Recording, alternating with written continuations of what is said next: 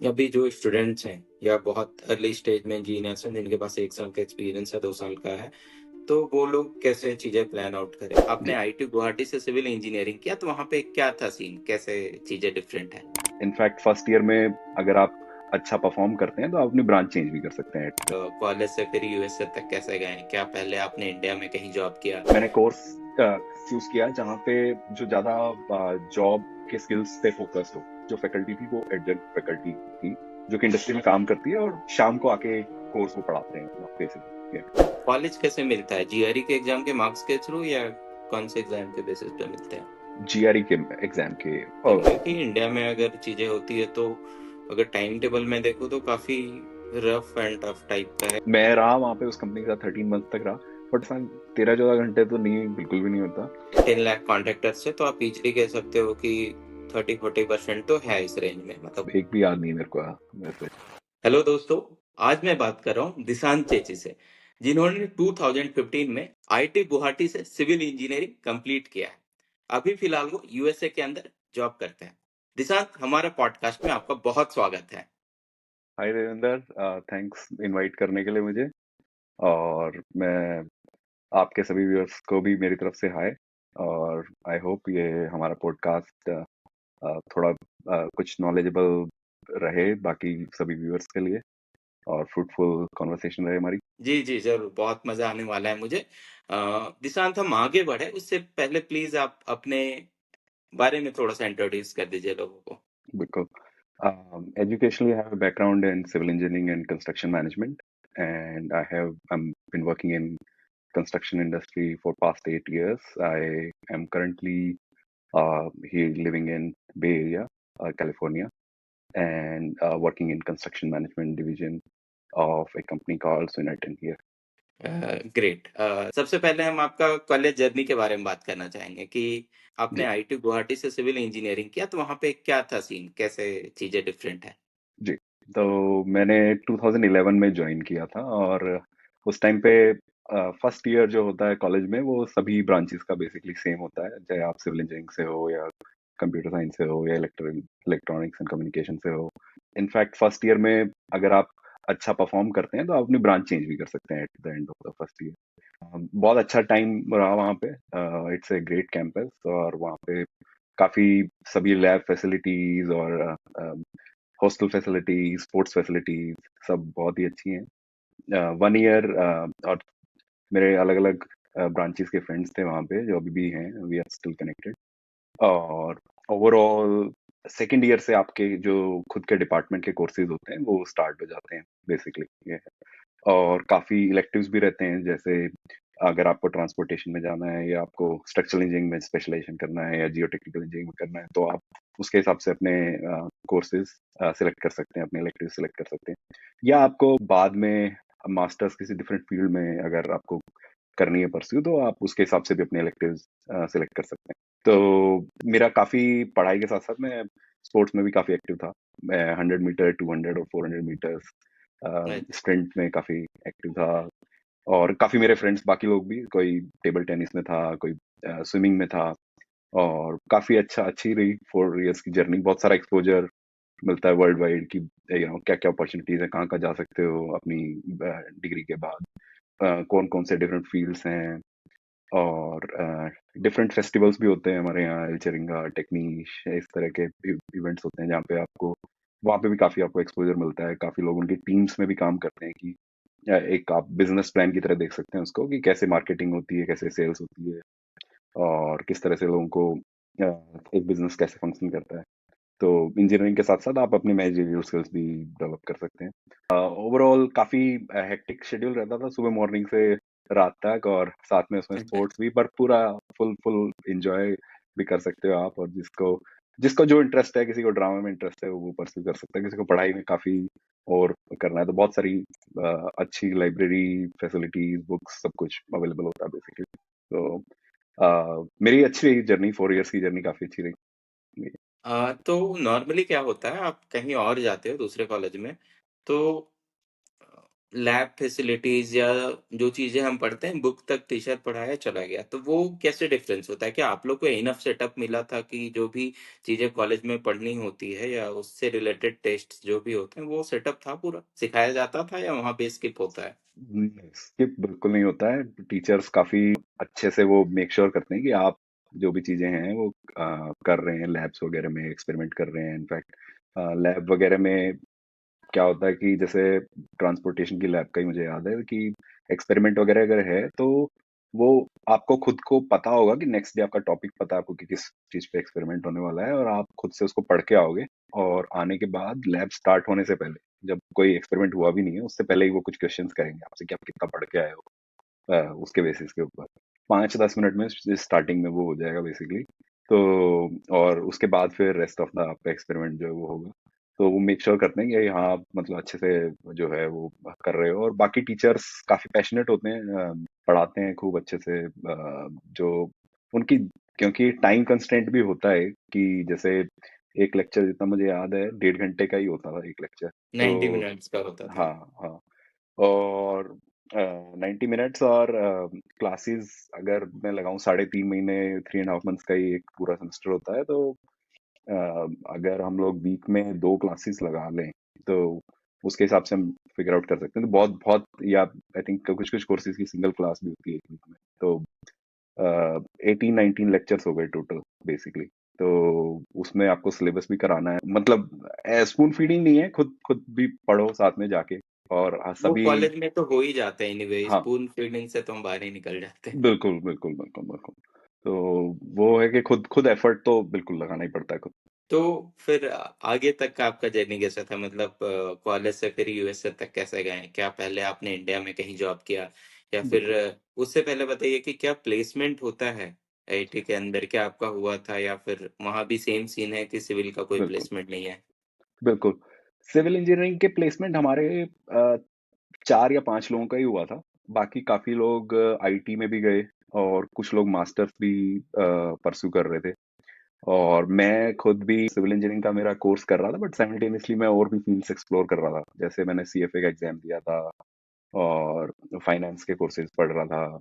और ऐसे ही मेरे दूसरे फ्रेंड थे, वो भी डिफरेंट डिफरेंट, काफी लोग थे जो डेटा एनालिटिक्स में चले गए या कोडिंग की जॉब्स में चले गए। कुछ लोग बट कोर सिविल इंजीनियरिंग से रिलेटेड आई थिंक 3-4 लोगों के प्लेसमेंट हुए थे। बाकी लोगों ने डिफरेंट डिफरेंट एवेन्यूज चूज करके उसमें परस्यू करने का किया। यही है। और अ, मेरा भी उस टाइम पे क्लियर नहीं था कि मैंने जीमैट एग्जाम भी दिया, जीआरई भी दिया, और मैंने कुछ कॉलेजेस में अप्लाई किया जहाँ मेरा हुआ हो गया था। और बट मैं भी श्योर नहीं था कि मतलब क्या करना है। फिर मेरे को लगा कि थोड़े दिन और काम करते हैं कंस्ट्रक्शन में ही, कंस्ट्रक्शन इंडस्ट्री में। और फिर साइड बाय साइड मैं और चीजें कर रहा था, बाकी एग्जाम्स भी दे रहा था। तो आफ्टर कॉलेज ये 4 इयर्स का ड्यूरेशन रहा, क्योंकि कॉलेज में तो एक आपको सेट ऑफ कोर्सेज लेने हैं, और आपको पढ़ने जाना है। और आपके जैसे जैसे डिग्री कंप्लीट हो ही जाएगी, मतलब वो तो। और बट उसके बाद जब आप बाहर आते हो तो फिर आपको बहुत सारे अलग अलग अपॉर्चुनिटीज दिखती हैं कि कैट एग्जाम दे दें, या एमबीए बाहर से करें, या जीआरई दे के बाहर जाएं, या मास्टर्स करें, या क्या क्या आपने व्हाट्स नेक्स्ट, या कोई आईटी कंपनी ज्वाइन करें। बट 4 इयर्स के उस ड्यूरेशन के बाद मेरे को कंस्ट्रक्शन मैनेजमेंट एक अच्छा वो लगा, यू नो, कि I can continue in this. और फिर मैं 2019 में मैं यूएस आया। और 2019 में न्यूयॉर्क में I started my course. NYU में मैंने स्टार्ट किया अपना कोर्स, जो कि वहाँ का प्रोग्राम मेरे को अच्छा लगा, क्योंकि जनरली कॉलेज में जैसे हमारे प्रोफेसर्स होते हैं जो कि रिसर्च बेस्ड होते हैं, बट मैं कोर्स करना चाह रहा था जो कि थोड़ा सा काम से रिलेटेड हो ज्यादा। क्योंकि मेरा एक फ्रेंड था जो कनाडा में अपनी मास्टर्स परस्यू कर रहा था, while I was in India. और उसने मुझे बताया कि जिस कोर्स को वो कर रहा था वो पूरा मतलब कंप्यूटर साइंस में ही मास्टर्स का कोर्स था, वो मैकगिल यूनिवर्सिटी में। और काफी रिसर्च बेस्ड कोर्स था वो, ये। तो उसको कुछ कोर्सेज लिए उसने, 4-5 कोर्सेज, जो कि 6 महीने में कंप्लीट हो गए। And then he was on his own, मतलब वो खुद ही अपना रिसर्च जॉब करो। ढूंढ रहे। और हाँ, नहीं नहीं, जॉब की बजाय डिग्री पूरी करने के लिए भी आपको रिसर्च पूरी करके देनी अच्छा पड़ेगी। अच्छा और अच्छा। आपको कोई डायरेक्शन नहीं मिल रही गाइड से या कुछ, आपने अपना जैसे थॉट मतलब रिसर्च का भी ऐसा तो नहीं है ना कि मतलब या तो आप किसी के साथ काम कर रहे हो तो ठीक है, बट ऐसा इमीडिएटली आपके दिमाग में आ जाए और आप कुछ इन्वेंट कर दो या ऐसा कुछ बड़ा मुश्किल हाँ, से ही होगा। ये तो बहुत मुश्किल। डिसिप्लिन चाहिए मतलब उसके लिए बहुत। तो उससे मैं बातचीत करता रहता था कि तेरा कैसा एक्सपीरियंस चल रहा है। और तो वो बताता था मुझे कि यार थोड़ा सा रिसर्च वाला तो काफी लोनली बहुत है जो रिसर्च का है। रिसर्च का मेरे को उस टाइम पे नहीं था कि मैं रिसर्च ओरिएंटेड कोई डिग्री करूं बेसिकली। मैंने कोर्स चूज किया जहाँ पे जो ज्यादा जॉब के स्किल्स पे फोकस्ड हो, ना कि ना कि रिसर्च करनी पड़े मुझे वहाँ पे। तो ये कोर्स जो था इसमें ज्यादातर जो फैकल्टी थी वो एडजंक्ट फैकल्टी थी जो कि इंडस्ट्री में काम करती है और शाम को आके कोर्स वो पढ़ाते हैं अपना बेसिकली। तो इस तरह का मेरे को काफी अच्छा लगा, वो कॉन्सेप्ट काफी अच्छा लगा कि जो काम कोई कर रहा है दिन में प्रोफेशनली अच्छी किसी कंपनी में और शाम को आके पढ़ा रहा है, तो वो सेम नॉलेज हमारे को जो एक्चुअली प्रैक्टिकल नॉलेज है वो हमें दे सकता है। तो इस तरह के काफी कोर्सेज थे वहाँ पे जो कि अ, ऐसे बिल्डिंग इंफॉर्मेशन मॉडलिंग का कोर्स था। और जो प्रोफेसर हमारे थे वहाँ पे वो काफी बड़ी टॉप कंस्ट्रक्शन कंपनीज में वो काम कर चुके थे 10 साल तक ये है। और वो बड़े बड़े पैशनेट थे वो तो। और बाकी एक स्केजुलिंग के हमारे प्रोफेसर थे जो कि लिटरली वो काम डेली करते थे और उनकी कोर्ट हियरिंग्स वगैरह भी अटेंड करते थे। और जो भी क्लेम्स के इशू हैं और बिल्कुल जो रियल नॉलेज है। और वो बेसिक से सिखाते थे कि सॉफ्टवेयर कैसे यूज करना है, कौन कौन से सॉफ्टवेयर चल रहे हैं और किन चीजों पे आप फोकस करोगे और वो सारी चीजें। और ऐसे एस्टिमेटिंग के भी थे क्योंकि मेन ये चीजें तो सबसे इंपॉर्टेंट है। फिर कंस्ट्रक्शन ऑपरेशंस एंड एनालिसिस के एक प्रोफेसर थे, वो भी बहुत ही एक्टिव थे इंडस्ट्री वाइड। और जो भी इंसाइट है वहाँ के न्यूयॉर्क के अराउंड जितने भी प्रोजेक्ट्स चल रहे हैं ये कंस्ट्रक्शन मैनेजमेंट के, उनके सारे इंसाइट्स और किस टाइप के चैलेंजेस वो फेस करते हैं। ज्यादातर कोर्सेज में जो एक्चुअल आपका काम करना है आपको बाद में ये है उसी का प्रोजेक्ट वो देते थे आपको। और ये डिफरेंस मैंने देखा कि हमारे जैसे आईआईटी वगैरह में काफी प्रॉब्लम मतलब थोड़ा सा ये रहता है कि काफी थियोरेटिकल क्वेश्चन भी बहुत रहते हैं बजाय इसके कि आप प्रैक्टिकल वाला अ, जो फाइनल आपको काम करना है इंडस्ट्री में जाके उसको आप इम्प्लीमेंट करने का ज्यादा मतलब होते हैं वो कोर्स वो भी होते हैं प्रोजेक्ट, बट उसको वेटेज ज्यादा अगर मार्क्स में दी जाए 50-50% लेट से दी जाए तो अच्छा। उससे क्योंकि आप ज्यादा सीख सकते हो उससे। तो यहाँ पे वो था कि 50-50% वेटेज है जो आपको काम करना बाद में। और उसका उस प्रोजेक्ट का ही 50% वेटेज है आपके ग्रेड में फाइनली। और ऐसे लर्निंग के ऊपर ज्यादा मतलब लर्निंग नहीं करना चाहिए बट याद करने पे ज्यादा वो नहीं था फोकस कि भाई आपको बहुत सारे फॉर्मूले याद करके आने हैं। ये तो वो चीज नहीं थी बिल्कुल भी। और ज्यादातर कि क्या प्रोजेक्ट है क्या रियल लाइफ में आप करोगे। फॉर एग्जांपल स्केजुलिंग का हो गया तो आपको ड्राइंग्स दे दी किसी प्रोजेक्ट की और बताया कि इसका शेड्यूल आपको क्रिएट करना है स्क्रैच से। और फिर उसके ऊपर आपको रिपोर्ट लिखनी है कि ओवरऑल क्या है और क्या क्रिटिकल एक्टिविटीज होंगी, क्या सब क्रिटिकल एक्टिविटीज होंगी, इसकी कितनी एक्टिविटीज हैं, पूरा आपको पूरी रिपोर्ट लिख के देनी है उसके ऊपर। और फिर आपको कुछ सिचुएशंस दे दी कि भाई किसी वजह से कोई अनफोर्सिन कंडीशन हो गई, उसकी वजह से कुछ ऐसे प्रोजेक्ट के अंदर कुछ डिले आ गया तो आप उसका कैसे एनालिसिस करोगे, वो हो गया। ऐसे एस्टिमेटिंग का अगर है तो आपको सिमिलरली कुछ प्रॉपर ड्राइंग्स पकड़ा दी, प्लान्स पकड़ा दिए और आपको पूरा बना के देना है फिर उसके बाद उसका।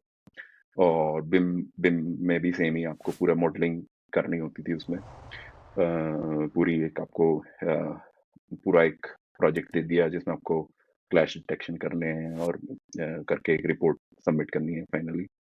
वहाँ पे आपको एक माइनर भी करना होता है अपना, साथ में मेजर के साथ साथ। तो वो भी आप चूज कर सकते हो डिफरेंट स्पेशलाइजेशंस में, स्ट्रक्चरल में, जियो टेक्निकल में, ट्रांसपोर्टेशन में, डिपेंडिंग ऑन योर इंटरेस्ट।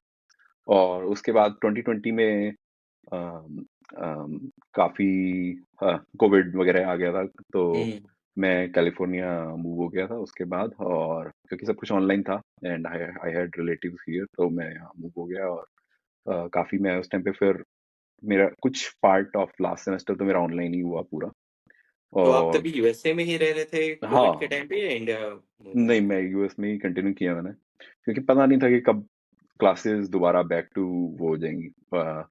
और आई थिंक F1 वीजा पे थोड़ी एक रिस्ट्रिक्शन भी होती है कि आप जा नहीं सकते हो। उस टाइम पे यही था कि आप यहाँ रहोगे, बाद में चेंज भी कर दिया था उसके बाद बट सब कुछ बड़ा फास्ट फास्ट हो रहा था, और New York was the first place US में जो हिट हुआ था, काफी एकदम से बहुत सारे केसेस आ गए थे वहाँ पे। तो शुरू में तो 2 हफ्ते के लिए ही हुआ था कि इसको मतलब बंद करके ऑनलाइन करेंगे, बट फिर वो 2 हफ्ते से पूरा सेमेस्टर, फिर नेक्स्ट सेमेस्टर भी वैसे ही हो गया, पूरा सब कुछ ही वैसे हुआ। फिर मैंने अपना पूरा किया कोर्स पूरा साइमल्टेनियसली। इसमें जो मेरा जो वीजा आपका होता है फोन उस पे, ये स्टेम प्रोग्राम था मेरा, साइंस टेक्नोलॉजी इंजीनियरिंग मैथमेटिक्स। तो नॉर्मली अगर आप यूएस से मास्टर्स करते हो तो आपको 1 साल का आपको वर्क ऑथराइजेशन मिलता है अंडर ओपीटी, ऑप्शनल होता है। आप चाहो तो 1 साल के लिए काम कर सकते हो, फिर डूइंग योर मास्टर्स उसके बाद 12-12 मंथ्स के लिए आप काम कर सकते हो। इसके साथ साथ आपके पास ये भी होता है कि आप जब पढ़ रहे हो तो आप यूनिवर्सिटी में कोई भी काम कर सकते हो। तो मैं एक ग्रेजुएट असिस्टेंट के लिए मैं एक ग्रेडर भी था एक कोर्स का, tute I used to tute students, mechanics of material, statics, ये सब कोर्सेज, इनके एग्जाम वगैरह, स्टूडेंट्स को पढ़ाना, ये सब आप काम कर सकते हो। इस टाइप के डिफरेंट डिफरेंट रोल्स होते हैं, और जो कि आप मैनेज कर सकते हो अपनी पढ़ाई के अलावा उसके साथ। और उसके बाद जो स्टेम का प्रोग्राम होता है उसमें आप 36 मंथ्स के लिए काम कर सकते हो, मतलब after your degree. Non stem में 12 मंथ्स और इसमें 36 मंथ्स। तो यहीं पे मैं डिफरेंट डिफरेंट कंपनीज का इंटरव्यू दे रहा था, एंड एक अच्छी अपॉर्चुनिटी यहाँ मिली in curtain wall entrance construction companies. और उनके प्रोजेक्ट, जिन प्रोजेक्ट पे वो काम कर रहे थे, those were really really good projects. मतलब उन पे जो आर्किटेक्ट थे वो वर्ल्ड के बेस्ट, एसओएम, जो भी, मतलब सारे प्रोजेक्ट्स $500 million प्लस, इस तरह के प्रोजेक्ट थे, बहुत ही बड़ी बिल्डिंग्स थी। तो वो मेरे लिए काफी अच्छा एक्सपीरियंस रहा। वहाँ मैंने काफी सीखा, बहुत अलग अलग जो टूल्स थे यहाँ पे। कंस्ट्रक्शन इंडस्ट्री यहाँ पे काफी स्पेशलाइजेशन पे बहुत फोकस है, जैसे कॉन्ट्रैक्टर्स। दिशांत, आप थोड़ा आगे बढ़े जॉब के तरफ, उससे पहले एक क्वेश्चन आया मेरे माइंड में, जो बिल्कुल अभी बिल्कुल आपको सुन के ही समझ आया कि चलो, अभी बहुत सारे जो स्टूडेंट होते हैं उनको भी लगता है कि मुझे मास्टर्स करने बाहर जाना चाहिए। बिल्कुल। तो 3-4 क्या स्टेप्स हैं वो आप बता दो, कि कौन सा एग्जाम लिखना होता है, कैसे क्या होता है, बिल्कुल वो एक बार बता दो, फिर जॉब वाले पार्ट पे आते हैं।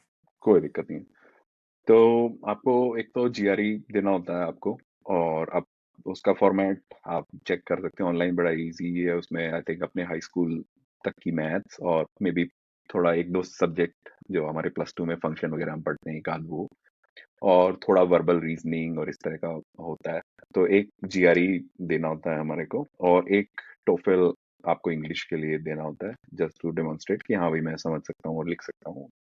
ये ये दो ही एग्जाम आई थिंक चाहिए होते हैं। और उसके साथ आपको अ, फिर एसओपी वगैरह लिखना होता है, स्टेटमेंट ऑफ पर्पस, आप क्यों करना चाहते हैं, आपका कैसे पुराना बैकग्राउंड जैसे अलाइन करता है उस चीज से, आपका क्या गोल है इस डिग्री को करने के लिए, आप बाद में क्या करोगे, और यही प्रोग्राम क्यों आपको पसंद है। ये सब के रिगार्डिंग आई थिंक वो एसओपी रिवॉल्व करता है तो ज्यादातर। कॉलेज कैसे मिलता है, जीआरई के एग्जाम के मार्क्स के थ्रू, या कौन से एग्जाम के बेसिस पे मिलता है? जीआरई के एग्जाम के इसमें 3-4 कंपोनेंट होते हैं, जीआरई, एसओपी और आपके रिकमेंडेशन। रिकमेंडेशंस आप, अगर आप कॉलेज में हो तो आप सिर्फ प्रोफेसर से ले सकते हो, लेकिन अगर आप काम कर रहे हो कहीं भी इंडिया में तो आप अपने प्रोफेसर से भी ले सकते हो, या फिर आप अपने जो भी आपके, सिविल्स। हाँ प्रोफेशनल, उससे भी ले सकते हो। कोई क्लाइंट अगर आपका है आप उससे ले सकते हो, और आपका कोई मैनेजर आप उससे ले सकते हो। आप और आप मिक्स भी कर सकते हो कि आप एकेडमिक भी ले लो और प्रोफेशनल भी ले लो, वो और भी अच्छा है। और जो आपका टोफेल का एग्जाम होता है वो इंग्लिश, वो सिर्फ क्वालिफाइंग होता है कि आपको एक सर्टेन उसमें मार्क्स लाने हैं, एंड देन इट्स डन। जैसे 105 या 110 आपको लाने हैं, और फिर उसकी उसके बाद कोई ज़्यादा इंपॉर्टेंस नहीं है। मेनली फिर आपका एसओपी, आपका जीआरई का स्कोर और आपके रिकमेंडेशंस, इन तीनों का कॉम्बिनेशन ही। और अगर आपके पास अगर कोई रिसर्च ओरिएंटेड डिग्री है तो फिर अगर आपके पास कुछ पब्लिकेशंस हैं या आपने कोई प्रोजेक्ट करे हैं कॉलेज में, तो वो भी फिर आपको हेल्प करेंगे, नो डाउट। अगर आपकी रिसर्च ओरिएंटेड है, लेट्स से आप पीएचडी के लिए अप्लाई कर रहे हो या आप मास्टर्स के लिए अप्लाई कर रहे हो, उनका भी contribution रहता बढ़िया। बहुत हद तक इंसाइट मिल गया यार। आप लोग जो देख रहे हो, आप में से अगर किसी को डाउट है या ऐसा कुछ प्लान कर रहे हो, उससे रिलेटेड कुछ क्वेश्चन आता है, तो या तो कमेंट में बता देना, या फिर मुझे रीच आउट कर सकते हैं। आई मेक श्योर कि मैं दिशांत या कि निवास से कनेक्ट करके आपको उस पर हेल्प कर पाऊँ। तो चलिए आगे फिर समझते हैं कि आपने पहला जॉब, आप तो बता रहे थे कि कोर्स कंप्लीट होने के बाद कुछ इंटरव्यू दिया, वहां से मिली। तो उस पे पहले बताइए कि मतलब किस टाइप का प्रोजेक्ट था, क्या वो रेसिडेंशियल था, कमर्शियल था, या किस टाइप के प्रोजेक्ट में गए और कैसा एक्सपीरियंस रहा पहले जॉब का। बिल्कुल बिल्कुल। यहाँ पे जो मैं जॉब पे जिस पे काम कर रहा था, फर्स्ट में मेरे पास I think I was working on 12 to 13 projects, जो कि बे एरिया में अलग अलग जगह पे थे और सभी कमर्शियल बिल्डिंग्स थी। अम, और हमारे क्लाइंट जो थे उस प्रोजेक्ट पे वो वर्ल्ड के जो भी टॉप ग्लेजिंग कंपनीज हैं, जैसे एनक्लोज, थॉमस टीसन, नॉर्थ अमेरिका, बेंसन, ये सब कंपनीज हमारे क्लाइंट थी। और उनका क्लाइंट जो भी जनरल कॉन्ट्रैक्टर होगा, और ओनर काफी आईटी कंपनीज या हेल्थ केयर रिलेटेड कंपनीज। और एक प्रोजेक्ट उसमें से रेजिडेंशियल भी था, बट ये सारी हाई राइज बिल्डिंग्स थी। एनवीडिया का प्रोजेक्ट था जो कि यहाँ पे था सेंटा क्लारा में, जो कि मेरा मतलब काफी मेरे लिए वो तो बहुत ही, अब तक मैं जब भी वहां से जाता हूँ तो मैं देखता हूँ उस बिल्डिंग को, वो एकदम अ, एकदम यूनिक बिल्डिंग है। अगर आपको मौका मतलब मिले आप चेक। इनवीडिया के बिल्डिंग बना रहे थे आप लोग। बिल्कुल बिल्कुल बिल्कुल। बढ़िया। हम लोगों का रोल तो उस पे काफी छोटा था, हालांकि लिमिटेड सा ही रोल था हम लोगों का, but we were also part of it. And but वो यूनिक बिल्डिंग बहुत है। अगर आप उसकी कर्टेन वॉल का पूरा देखें, अगर आप, तो उसकी रूफ भी कर्टेन वॉल की, जनरली अगर आप देखोगे तो सिर्फ वॉल्स ही आपकी ग्लास की होती हैं, और लेकिन जो कर्टेन वॉल होती है वो एनक्लोज जो करती है बिल्डिंग को, लेकिन उसकी रूफ भी पूरी की पूरी तो बड़ा यूनिक डिजाइन था वो, स्ट्रक्चरली भी, और बेसिकली कि नेचुरल लाइट उसमें आए और सस्टेनेबल रहे। वो बड़े बड़ा यूनिक बिल्डिंग है यहाँ पे अभी भी। और तो उस पे मैंने काम किया। तो उसके अलावा अम, और बहुत सारे डिफरेंट डिफरेंट बिल्डिंग प्रोजेक्ट्स थे, Silvery Towers, 1028 in San Francisco. So मेरे प्रोजेक्ट्स अलग अलग जगह पे स्प्रेड आउट थे। और रोल्स क्या होता था आपका उनमें, मतलब मेरा साइट रोल, इंजीनियर थे या क्या था। मैं प्रोजेक्ट मैनेजर था वहाँ पे। जो मेरी ड्यूटीज थी वो वेरी करती थी, मतलब क्योंकि we were a specialised contractor. तो हमारा ओवरऑल स्टार्टिंग से लेकर के डिजाइन फेज से लेकर के, जब हम लोग को आर्किटेक्चरल ड्राइंग्स मिल गई, आर्किटेक्चरल ड्राइंग्स से उसको शॉप ड्राइंग्स में कन्वर्ट करना, और पूरा जब भी जो हमारी सेल्स टीम है वो लाके मुझे दे देगी कि भाई हम, कि we have won this and we are proceeding. एक बार एग्रीमेंट वगैरह साइन हो गया हमारा क्लाइंट के साथ, उसके बाद हम लोग शॉप ड्राइंग बनाएंगे। उसके बाद हम लोग सारा शॉप ड्राइंग के लिए हमारे पास एक और कंसल्टेंट था, जिससे हम लोग शॉप ड्राइंग अपनी बनाते थे। और पूरा उसके बाद प्रोजेक्ट इनिशिएशन से लेकर के, और पूरा ऑर्डरिंग मटेरियल से लेकर के इंस्टॉलेशन तक, और जो भी फील्ड में कोऑर्डिनेशन चाहिए दूसरे ट्रेड से डिफरेंट डिफरेंट, ताकि वो पहले अपना काम कंप्लीट कर दें, ताकि हमारी टीम जाके वहाँ पे फिर अपना काम कर सके। वो सारा मैनेज करने तक, from schedule, budget, change orders, और जो भी इशू आपको फील्ड में आ रहे हैं उसको आप रिजॉल्व कर रहे हो मैन्युफैक्चरर्स की हेल्प से, और all the way to the close out phase. Also हमारा जो प्रोडक्टिविटी मैनेजमेंट है, कि हम लोगों ने जो अपना बनाया है कि इतने दिन में इतना हो जाना चाहिए काम, वो हो रहा है या नहीं, मॉनिटरिंग उसकी पूरी, चाहे स्केड्यूल की हो, बजट की हो, हर चीज की, all the way. So starting from project initiation all the way to close out, ये मेरा रोल था वहाँ पे।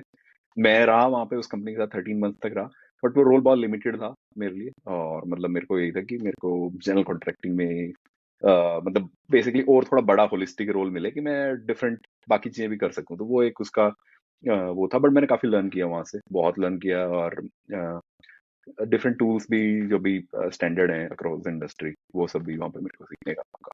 तो मतलब जैसे एक बार रूटीन के बारे में बात करिए कि इंडिया में अगर चीजें होती है तो अगर टाइम टेबल में देखो तो काफी रफ एंड टफ टाइप का है कि आप सुबह 7-8 बजे उठ के साइट पे 8 बजे तक पहुंचते हो, 8 साढ़े 8 बजे। उसके बाद फिर जो भी आपका अरेंजमेंट है मॉर्निंग का, कि मैन पावर असाइन करना, क्या टास्क होना है वो देखो, वैसा काम लगा दो, फिर वो रैप करते करते ऑलमोस्ट मोर देन 12 आवर्स हो जाता है। घर पहुंचते पहुंचते मुझे आप मान लो कि 13-14 घंटे भी कई बार हो जाते हैं। तो क्या बिल्कुल। सेम चीज उधर है या फिर नहीं, बहुत ये ऑपरेशनली अलग है। ऐसा ऐसा 13-14 घंटे तो नहीं, बिल्कुल भी नहीं होता। 5 डेज ए वीक आपको काम करना है। हमारे जो स्ट्रक्चर वहाँ पे था, हमारी एक डेली मीटिंग होती थी वहाँ पे, जहाँ पे हम नेक्स्ट डे का डिस्कस करते थे और असाइन करते थे कि कौन हमारी पूरी हमारे पास क्रू कितना का साइज का है, और कहाँ से क्या रिक्वायरमेंट है, और ताकि हम लोग बैलेंस रह के ऑप्टिमली सबको असाइन कर सकें। और अगर कोई इमरजेंसी प्रोजेक्ट सिचुएशन है किसी प्रोजेक्ट में तो उसको थोड़ा सा ज़्यादा हम लोग देख सकें। टाइम जनरली वैसे 7 AM to 5 PM रहता था। बाकी यहाँ पे लेकिन यूएस में काफ़ी इनफॉर्मल सिस्टम है वैसे ज़्यादा। ऐसे नहीं होता है कि आपको 7 बजे आना ही है या आपको 9 बजे आना ही है। एज लॉन्ग एज आप अपना काम कर रहे हो। और इस कंपनी में मैं जब था तो मेरा वर्क फ्रॉम होम था क्योंकि कोविड की रिस्ट्रिक्शंस लगी हुई थी। तो अरे 11 मंथ्स, हाँ, तो 11 मंथ्स लास्ट के 2 मंथ्स तो मैं ऑफिस भी गया, बट 11 मंथ्स तो मैं घर से ही काम कर रहा था। और जब भी साइट पे जरूरत होती थी तो मैं साइट पे जाता था बेसिकली डायरेक्टली। मतलब एग्जीक्यूशन तो साइट पे हो रही होगी, आपकी वर्क बिल्कुल फ्रॉम होगी, पर जो एग्जीक्यूशन टीम बिल्कुल होगी वो साइट पे होगा। बिल्कुल बिल्कुल। आई थिंक जितने भी जो भी इम्पोर्टेंट बिजनेसेस थे जैसे मैन्युफैक्चरिंग हो गया या कंस्ट्रक्शन, इनको अलाउ कर दिया था। टेस्टिंग होती थी एवरी फ्यू डेज आपकी, एंड आपका वो साइन अप वगैरह कराते थे और कुछ लग, बट हाँ, और ऑफिस वैसे ऑफिस बंद थे। तो इस तरह का था। लेकिन एज सच मेरे को इतना कुछ एज सच वो नहीं लगा कि भाई कुछ मैं ओवर द वो जाके करना पड़ रहा है। कुछ बैलेंस आपका था, फिर भी मैं थोड़ा सा। हाँ, मैं पूछ नंबर रहा था, वो पूछना। 7-8 घंटे का स्लॉट है जो करना होता है। बिल्कुल बिल्कुल बिल्कुल आपका आपका उसी टाइम में। और फिर हमारी जो और हायर मैनेजमेंट था, वो लोग जो ओनर थे खुद बिजनेस के, वो लोग, उन लोगों का कोई टाइम नहीं था। वो तो काफी हार्ड वर्किंग थे और मतलब पूरा लगाते हैं क्योंकि दे ओन द बिजनेस। और वो तो उनका तो कोई, बट हम लोगों को भी कभी जरूरत हो तो, बट मोस्टली ऐसा कोई वो नहीं, प्रॉब्लम नहीं है वहाँ पे। अच्छा था और अ, उसके बाद मैं एक कंस्ट्रक्शन मैनेजमेंट कंपनी मैंने ज्वाइन की। और उनका क्लाइंट था पालो अल्टो यूनिफाइड स्कूल डिस्ट्रिक्ट यहाँ पे। और उनके तो मैंने वहाँ ज्वाइन किया। और वहाँ पे फिर मैंने अलग अलग टाइप के प्रोजेक्ट्स पे काम किया। एक जो सबसे बड़ा प्रोजेक्ट था मेरा, $25 million का प्रोजेक्ट था। वो एक हिस्टोरिक बिल्डिंग थी जिसको रिनोवेट करना था। और by the time I joined, उसका सारे डिजाइन वगैरह सब हो गया था। तो वो डिजाइन बिट बिल्ड टाइप का प्रोजेक्ट था वो। और सारा कुछ उसका वैसे सब हो गया था। अब डिजाइन मिला मुझे तो मेरा फर्स्ट टास्क था वहाँ पे कि मैं डिवीजन 0001 स्पेक्स जो कॉन्ट्रैक्ट की है वो बना के और उसको बिडिंग करवानी है उसकी। बेसिकली ये वाला टास्क था मेरा फर्स्ट टास्क। और साइमल्टेनियसली काफी सारे छोटे प्रोजेक्ट भी थे मेरे पास। $600,000 का एक प्रोजेक्ट था जिसमें मेरे को हमें एक रिनोवेट करनी थी एग्जिस्टिंग बिल्डिंग, ताकि जो स्टाफ नई बिल्डिंग जो रिनोवेट होनी है बड़े वाली, उसका वहां पे हम लोग शिफ्ट कर सकें। वो 60 डेज का प्रोजेक्ट था। तो वो मेरा फर्स्ट एक प्रोजेक्ट समझ लेंगे जो मेरे को फिनिश टू एंड वहां पे करना था। तो वो मैं हम लोग कर पाए थे वो अच्छे से, आराम से, कोई प्रॉब्लम नहीं हुई। बट ये वाला कंस्ट्रक्शन मैनेजमेंट का रोल काफी ज्यादा होलिस्टिक था, क्योंकि यहाँ ड्यूटी थी आपकी कि आप बिल्डिंग, आप पूरी डिवीजन 0001 स्पेक बनाओगे कॉन्ट्रैक्ट की।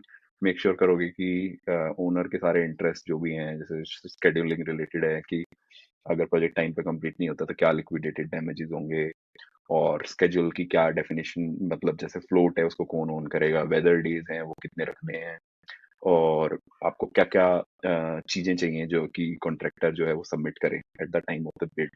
तो वो सब आप स्पेसिफाई वहाँ करोगे। आप एक्चुअल मतलब जो भी एग्रीमेंट है कि भाई क्या क्या टर्म्स एंड कंडीशन नहीं है, तो वो आप वहाँ पे सेट करोगे बेसिकली। बिडिंग के ड्यूरिंग आप एक बिड वॉक होती है जिसमें आप कॉन्ट्रैक्टर को बुलाओगे, दिखाओगे साइट, भाई ये साइट है, ये काम है, ड्राइंग्स उसके पास हैं, उनके पास हैं, आप ना असेस कर सकते हैं उनको। फिर कुछ टाइम पीरियड मिलता है जिसमें उनको कोई क्वेश्चंस हैं वो आरएफआई वगैरह इशू कर सकते हैं, पूछ सकते हैं ड्यूरिंग। और उसके बाद फिर एक डे पे बिड हो गई जो फिक्स हो गई, इसको इलेक्ट्रॉनिक बिडिंग नहीं होती है, तो वो आ गई आपके पास। उसके बाद आपका स्टार्ट हो गया, सारे उनके डॉक्यूमेंट्स वगैरह आ गए, सब वेरीफाई हो गया, कॉन्ट्रैक्ट इशू हो गया, साइन हो गया, एनटीपी का साइन हो गया, नोटिस टू प्रोसीड, और एग्रीमेंट का आपका टाइम स्टार्ट हो गया बेसिकली। उसके बाद फिर ये जो बिल्डिंग थी, ये जितने भी प्रोजेक्ट थे जो स्कूल बिल्डिंग की, पब्लिक बिल्डिंग, ये डिवीजन ऑफ स्टेट आर्किटेक्ट करके एक एजेंसी होती है जो जिसकी जो रिस्ट्रिक्शन होती है इसके ऊपर, तो वो भी इसका डिजाइन को फाइनल चेक करते हैं अपार्ट फ्रॉम आर्किटेक्ट, जिसने पूरा सब कुछ प्लान्स अपने पूरे बना के परमिट वगैरह दिलवाया। उसके बाद लेकिन डीएसए भी फिर इसको चेक करेगा। तो फिर इसमें कोऑर्डिनेशन होता है अलग अलग, जैसे कंसल्टेंट हो गए, जैसे ओनर के खुद के कंसल्टेंट होते हैं, जैसे हम लोग we were owners rep on this construction management company. ऐसे ही जियो टेक्निकल इंजीनियर को हम हायर करते हैं, फिर हम बाकी के जो सिविल इंजीनियर हो गए, और स्पेशल टेस्टिंग एंड इंस्पेक्शन हो गई। फिर एक इंस्पेक्टर ऑफ रिकॉर्ड करके होता है जो कि डीएसए अप्रूव्ड होना चाहिए। तो और फिर ये सभी टीम, सभी का एक ही गोल है कि कंप्लीट करना है प्रोजेक्ट, और ऑन टाइम, और विद इन बजट, जितना भी हम लोग अच्छे से कर सकें। और उस ड्यूरिंग फिर मेन रोल जो होता है। एक बार दिशांत, एक बार आप ये बता दीजिए कि साइट का स्ट्रक्चर कैसे होता है। जैसे हम यहाँ पे देखें तो ऑब्वियसली क्लाइंट होगा, क्लाइंट फिर अगर रिक्वायर्ड है तो एक पीएमसी हायर करती है जो क्लाइंट और कॉन्ट्रैक्टर के बीच में ब्रिज के रूप में वर्क करता है। फिर एक कॉन्ट्रैक्टर आएगा, कॉन्ट्रैक्टर के अंदर सब कॉन्ट्रैक्टर आता है। ये मतलब जो बिल्कुल इम्पोर्टेंट पार्ट्स हैं वो। और फिर अगर कॉन्ट्रैक्टर का एक पार्ट देखे तो उसका इंजीनियर होगा, प्रोजेक्ट मैनेजर होगा, सबसे ऊपर प्रोजेक्ट मैनेजर आता है, फिर नीचे साइट बिल्कुल इंजीनियर, फिर सुपरवाइजर। तो वहां पे क्या फ्लो है, एक बार वो बिल्कुल बताइए। बिल्कुल। तो कॉन्ट्रैक्टर के बारे में मैं एक बार समझा देता हूँ कॉन्ट्रैक्टर का। तो कॉन्ट्रैक्टर की टीम जो होती है जनरली, वो दो टाइप के कॉन्ट्रैक्टर होते हैं। काफी बार कॉन्ट्रैक्टर कुछ पार्ट सेल्फ परफॉर्म भी करते हैं खुद से। जैसे ये वाले हमारे इस पे इलेक्ट्रिशियन की टीम उनकी खुद की सेल्फ परफॉर्मिंग थी, इन हाउस टीम रहेगी। और ऐसे ही कारपेंटर्स जो उनके थे वो भी इन हाउस उनकी टीम थी। मैकेनिकल उन्होंने आउटसोर्स किया हुआ था, सब कॉन्ट्रैक्ट किया हुआ था। अपना एचवीएसी का वर्क सारा सब कॉन्ट्रैक्ट किया हुआ था, प्लम्बिंग का सारा सब कॉन्ट्रैक्ट किया हुआ था, डेमोलिशन का भी अपना सारा काम सब कॉन्ट्रैक्ट किया हुआ था, अर्थ वर्क का सारा। तो अ, उनकी जनरली टीम यहाँ जो होती है, एक आपका ऑफिस में पीएम होएगा कॉन्ट्रैक्टर का, जो कि पूरा ओवरऑल ओवर वॉच करने के लिए रिस्पॉन्सिबल है थ्रू आउट। जितना भी कोऑर्डिनेशन हो गया, पे एप्लीकेशन हो गए, आपके चेंज ऑर्डर हो गए, प्लान्स हो गए। और जो फील्ड टीम को जो लीड करेगा वो सुपरिंटेंडेंट होता है साइट के ऊपर।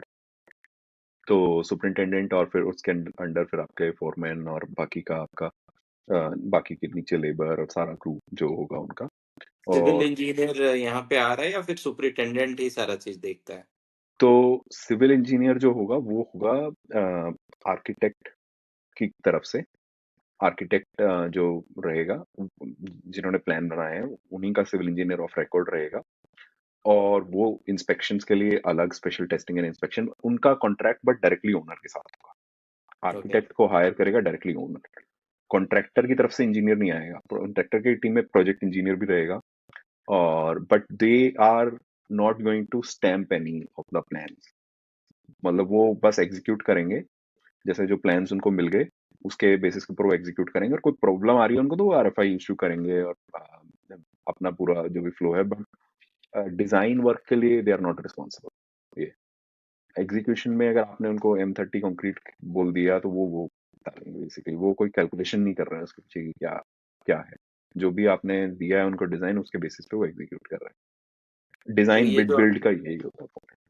जो आपने ये सुपरिटेंडेंट भी बताया, तो ये क्या टेक्निकल आदमी होता है या फिर बिल्कुल नॉर्मल नहीं, मैन पावर मैनेजमेंट के हिसाब से होता है?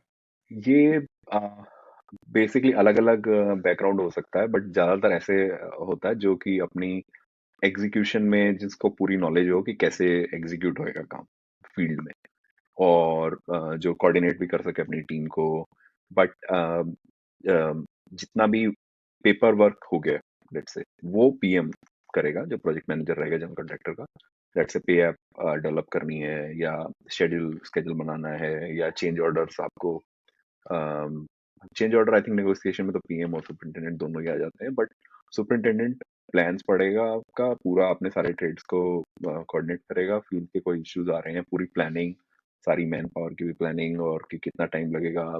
और स्केड्यूल बनाते हैं तो सुपरिटेंडेंट और project manager both work together, क्योंकि उनको पता है कि यार यहाँ ये प्रॉब्लम आने वाली है। पढ़ते वक्त भी कि यार ये यहाँ पे ये डिजाइन में ये प्रॉब्लम है, तो वो सारी फिगर आउट करना और सारे क्रू को मैनेज करना। तो बैकग्राउंड अलग अलग हो सकता है यहाँ पे। ऐसा नहीं है कि किसी के पास हो सकता है सिविल इंजीनियरिंग की डिग्री और वो सुपरिटेंडेंट हो, बिल्कुल पॉसिबल है। या कोई डिग्री ना हो लेकिन बहुत इयर्स का एक्सपीरियंस हो, और मतलब कैपेबिलिटी हो। तो उस चीज पे बहुत फोकस है यहाँ पे यूएस में कि सिर्फ आपकी एजुकेशन इम्पोर्टेंट नहीं है, आप कर कितना क्या कर सकते हो स्किल कितना वो आता है वो इम्पोर्टेंट। मैटर बिल्कुल करता है। बिल्कुल बिल्कुल। तो इंडिया में पीएम भी है क्या वो चीज, बट बिल्कुल हाँ ऑब्वियसली ये मैटर है। बिल्कुल तो क्या पीएम आपका साइट पे बैठता भी है या फिर बिल्कुल हेड ऑफिस बिल्कुल से ही मैनेज? बिल्कुल बिल्कुल। ज्यादातर पीएम साइट पे भी रहते हैं, बिल्कुल रहते हैं। क्योंकि अगर आप नहीं देख रहे हो तो आपको पता ही नहीं, आप अपना शेड्यूल मतलब जब भी आप कर रहे हो अपडेट, तो ज़्यादातर ट्रेलर्स होते हैं आपके, वहीं से काम करते हैं पीएम भी। और सुपरिटेंडेंट तो उसको तो होना, उनको तो होना ही पड़ेगा साइड पे ऊपर, वरना काम नहीं होएगा। और ये हो गया जनरल कॉन्ट्रैक्टर का के बारे में। जो सीएम आ गई firm, we use to work out of our clients office also. हमारे को एक स्पेस दिया हुआ था वहाँ पे, एक ऑफिस स्पेस दिया हुआ था जहाँ से हम लोग काम करते थे। तो सीएम कंपनी हो गई, जनरल कॉन्ट्रैक्टर हो गया, साथ में फिर जो आर्किटेक्ट हो गया उसका भी, उनका भी कॉन्ट्रैक्ट इज विद ओनर। और आर्किटेक्ट के पास फिर अपनी एसईओआर, जो कि स्ट्रक्चरल इंजीनियर ऑफ रिकॉर्ड हो गया, जियो टेक्निकल इंजीनियर ऑफ रिकॉर्ड हो गया, सिविल इंजीनियर ऑफ रिकॉर्ड हो गया, जिन्होंने स्टैंप करी है डिजाइन, और जो कि साइट पे भी आते हैं टाइम टू टाइम। प्रॉब्लम जैसे आती हैं हम इनवाइट करते हैं उनको, वो आते हैं, देखते हैं हाँ ये कैसे हो रहा है, क्या प्रॉब्लम है। और इसके साथ टेस्टिंग के लिए आपका उसका भी एक अलग कंसल्टेंट होता है, जो कि आपका सारी रीबार टेस्टिंग होएगी, आपका कंक्रीट टेस्ट होएगा, आपका वेल्डिंग टेस्टिंग होएगी, भी आपकी लैब में भी फैब्रिकेशन हो रही है, कॉलम फैब्रिकेट हो रही है, या कोई भी चीज फैब्रिकेट हो रही है, आपका स्ट्रक्चरल मेंबर, उसकी सारी टेस्टिंग वो लैब में जाके टेस्टिंग होके टैग होके फिर यहाँ दोबारा टेस्टिंग। तो उसकी एक एजेंसी होगी।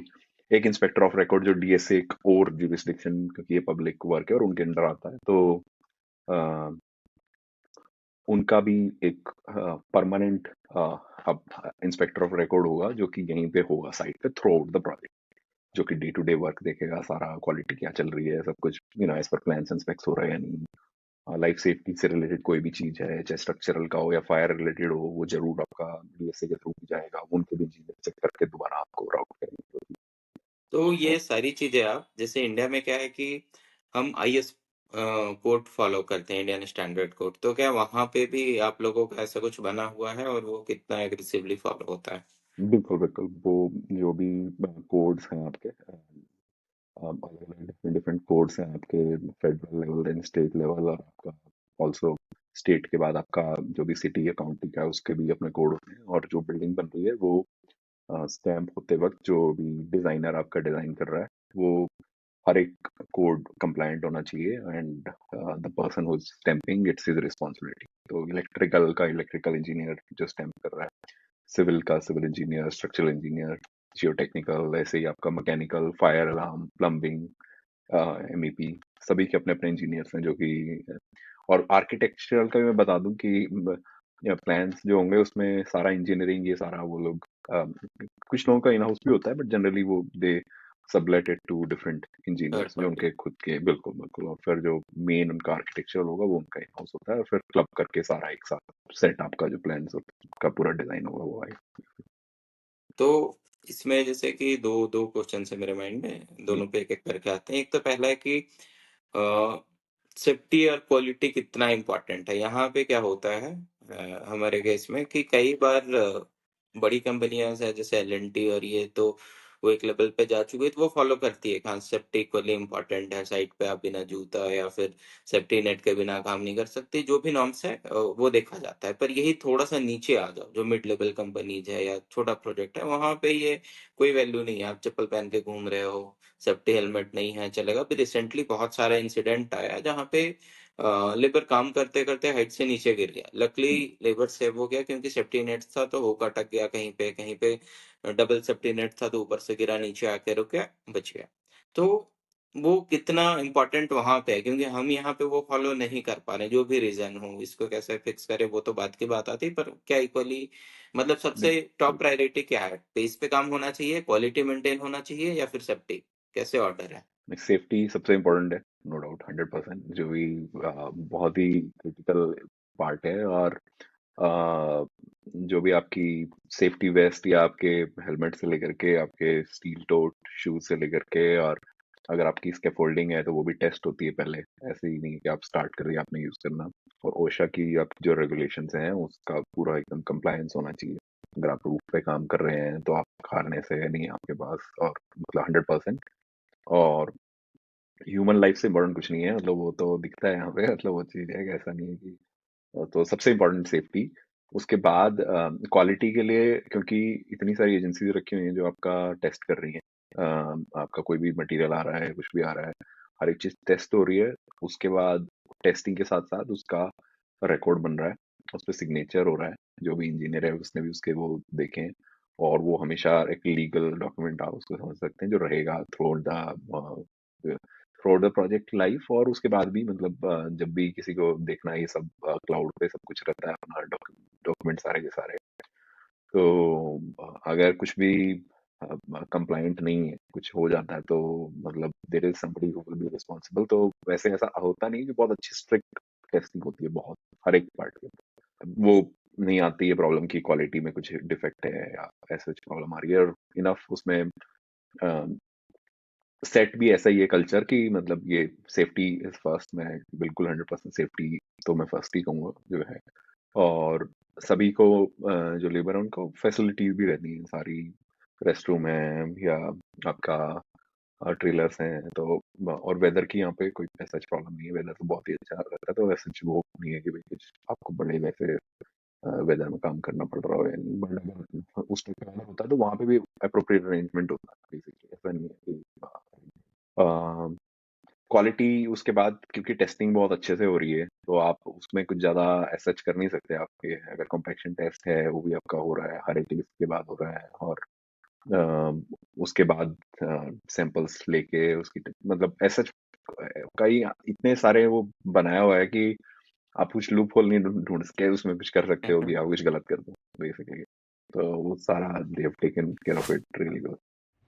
मतलब सेफ्टी, उसके बाद क्वालिटी, उसके बाद और चीजें आती है, ये दोनों बिल्कुल मैंडेटरी है कि टेक केयर किया जाए। बिल्कुल बिल्कुल, क्योंकि अगर कोई अनफोर्सिन कंडीशन आ गई, कुछ आ गए, और जिसकी वजह से आपका प्रोजेक्ट का स्केड्यूल बढ़ गया या बजट बढ़ गया, तो आप उसको जो भी ओनर का बेस्ट इंटरेस्ट है उसको देखते हुए आप रिजॉल्व करोगे। बट अगर कोई प्रॉब्लम है तो, और जनरली 10% कंटिजेंसी भी होती है ओवरऑल प्रोजेक्ट के बजट में। तो अगर कोई $20 million का प्रोजेक्ट है तो $2 million उसमें कंटिजेंसी होगी कि कोई भी अनफोर्सिन कंडीशन आ गई या कोई चेंजेस आ गए, डिजाइन में कुछ इशू हो गया, तो वो भी रहता है basically। और अगर दुबई देखे या मिडिल ईस्ट कंपनीज में देखे तो बहुत सारा आपको इंडियन सब कॉन्ट्रैक्टर्स मिल जाते हैं उधर। तो क्या बिल्कुल। यूएसए में सेम सीन है या फिर और कहीं और से आ रहे हैं सब कॉन्ट्रैक्टर्स, या जो भी मैन पावर है नीचे के लेवल पे, एग्जीक्यूशन कंस्ट्रक्शन लेवल पे? इंडस्ट्री में मैंने इंडियंस, कंस्ट्रक्शन में वैसे तो इंडियंस हैं कि मैनेजमेंट रोल में हैं, ऐसे मैंने देखा है कम। आईटी के कंपैरिजन में ऑब्वियसली कम है। कॉन्ट्रैक्टर्स में मैंने सब कॉन्ट्रैक्टर्स में नहीं, मैंने देखा इतना कि हो यहाँ पे बहुत ऐसे एक भी याद नहीं है मेरे को वैसे हाँ मतलब मैंने कॉन्ट्रैक्टर। मिडिल ईस्ट कंपनीज में देखा है, फिर ऑस्ट्रेलिया में देखा है, इवन थोड़ा बहुत कनाडा में भी दिख जाता है, पर यूएसए हाँ, में नहीं देखा है। मैंने बहुत सारे लोगों के साथ काम किया है यूएसए में, सोशल मीडिया और इन चीजों पे कॉन्ट्रैक्टर्स के साथ, तो पर मुझे आज तक एक भी याद नहीं है कि वहां दिखा हो मुझे। डिजाइन में है कुछ लोग, डिजाइन में आपको मिल जाएंगे, जैसे इंजीनियर्स मिल मतलब जाएंगे टॉप डिजाइन में। लेवल पे मिल जाते हैं जो मतलब ऑफिस वाले रोल में लोग दिखेंगे आपको, पर बिल्कुल बिल्कुल एग्जीक्यूशन बिल्कुल लेवल पे कम है। बिल्कुल बिल्कुल बिल्कुल। लेकिन कोई actual as a contractor Indian company होंगी, आई थिंक ईस्ट कोस्ट पे होंगी कुछ, maybe new New Jersey का जो एरिया है उधर कुछ कुछ मिल सकती हैं। कंस्ट्रक्शन मैनेजमेंट की कुछ कंपनीज हैं जिनको, जो काफी पहले इंडियंस आए थे इन्होंने सेटअप किया था, ऐसी हैं कुछ कंपनीज। डिजाइन वर्क की कंपनीज हैं, स्ट्रक्चरल इंजीनियर्स की कंपनीज हैं, इस तरह की कंपनीज तो हैं। बट जैसा कि आप बता रहे थे, कॉन्ट्रैक्टर्स मैंने नहीं देखा, या वर्कर्स भी नहीं देखा मैंने काम करते। कुछ इंडियंस कभी दिखते हैं कि जैसे ट्रक्स वगैरह आ रहे हैं उन पे भी देखा है, कुछ कुछ इंडियंस रहते हैं काम का जो काम कर रहे होते हैं, बट मुझे लगता है कि थोड़ा वीजा वाला इशू आ जाता है, इसलिए लोग बिल्कुल उधर नहीं बिल्कुल जा पा रहे हैं। बिल्कुल और बिल्कुल जगह जहाँ पे भी इजी है वीजा मिलना, वहां पे तो है, काम कर बिल्कुल रहे हैं बिल्कुल कहीं बिल्कुल भी, बिल्कुल पर वहाँ यही बिल्कुल बिल्कुल लगता है। बिल्कुल बिल्कुल, आई थिंक यही रीजन है बिल्कुल। तो चलिए, अभी तक काफी इंसाइटफुल रहा, बहुत हद तक समझ आ गया मुझे, और जो लोग देख रहे हैं उनको भी आया होगा कि कैसे ऑपरेट करती है यूएसए कंस्ट्रक्शन इंडस्ट्री, क्या क्या आप लोग फॉलो करते हो, वो पूरा स्ट्रक्चर क्या है, बहुत सारी चीजों पे आपने डेप्थ पे बात किया, काफी इंसाइटफुल था। तो आगे कुछ कुछ और चीजें हैं जो हम समझना चाहेंगे। तो एक तो मतलब मुझे पर्सनली काफी फैसिनेटिंग लगता है कि जब मैं बहुत सारा सब कॉन्ट्रैक्टर्स के साथ, सब कॉन्ट्रैक्टर, हाँ वही सब कॉन्ट्रैक्टर कह सकते हो, कि उनके साथ जब मैं सोशल मीडिया या डिजिटल मार्केटिंग या इन सब से रिलेटेड काम करता हूँ उनके साथ, तो देखता हूँ कि वो 4 लोगों की टीम है पर काफी टूल्स के साथ इक्विप्ड है। मतलब छोटा सा भी काम हो रहा है तो 10 छोटा छोटा मशीनरी है जो काफी हैंडी है उनके लिए, मैन पावर कम कर देता है, एफिशिएंट बनाता है, क्वालिटी भी मेंटेन होता है। वो चीज पता नहीं समहाउ हम यहाँ नहीं लेके आ पाए। रीजन हो सकता है कि यहाँ पे मैन पावर चीप है, मतलब जितने में आप मशीनरीज बिल्कुल लेके आओ मेंटेन करो उतने में 2 लेबर रख सकते हो। बिल्कुल। तो वो आपको कैसा लगता है, आपने कितना देखा है? जैसे एक अभी रिबार पे जो हम सरिया में रिबार बांधते हैं ना, सॉरी हम्म, बाइंडिंग वायर बांधते हैं ना, हम्म, उसके लिए बहुत बढ़िया बढ़िया टूल बना रखा है लोगों ने, और सबके पास होता है वो, बहुत जबकि यहाँ पे नहीं है। तो ये पार्ट पे थोड़ा सा बात करिए कि कैसे है। बिल्कुल। तो जो लेबर रेट है कंस्ट्रक्शन में यूएस की, वो सबसे बड़ा चंक होता है आपकी ओवरऑल कॉस्ट। ओके। मटेरियल की कॉस्ट मैं कहूँगा, अगर के आप प्रोजेक्ट देखते हो तो मे बी मटेरियल और इक्विपमेंट में भी 40% का रहेगा आपका, बट जो 60% आपका होगा, खास करके जो बिल्डिंग के प्रोजेक्ट हैं वहां पे 60% आपका लेबर का कॉस्ट रहता है। तो यहाँ पे सेम चीज उल्टा है। यहाँ पे हम्म, क्या होता है कि आपका मटेरियल कॉस्ट अराउंड 60 to 70% आ जाता है, और लेबर कॉस्ट 30 to 40 के बीच में वेरी करता है। ये बिल्कुल एग्जैक्ट उल्टा है यहाँ पे। बिल्कुल बिल्कुल। बताइए। उसका रीजन आई थिंक एक लेबर रेट्स ही है ऑब्वियसली। यहाँ की पॉपुलेशन कम है, इंडिया की पॉपुलेशन तो बहुत ज्यादा है। एक बहुत लेबर बहुत इजीली अवेलेबल है इंडिया में, और यहाँ पे अ, उसका वाइस वर्सा है, लेबर कम अवेलेबल है, तो और बड़े बड़े इक्विपमेंट मशीनरी जो है वो बहुत ही आपकी एकदम क्विकली काम कर सकती है, और क्वालिटी भी देके मतलब आपकी बेटर, और आप इजीली प्रिडिक्ट कर सकते हो उसकी प्रोडक्टिविटी की, मशीनरी कि इतने टाइम में इतना टाइम काम हो जाएगा, और सेफ भी है।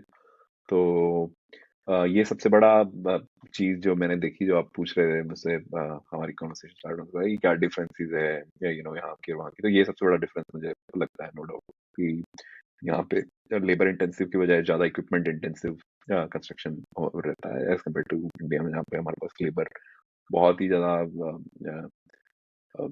क्योंकि इतने कम रेट में अवेलेबल है, तो एक वो रहता है कि काफी लेबर इंटेंसिव है।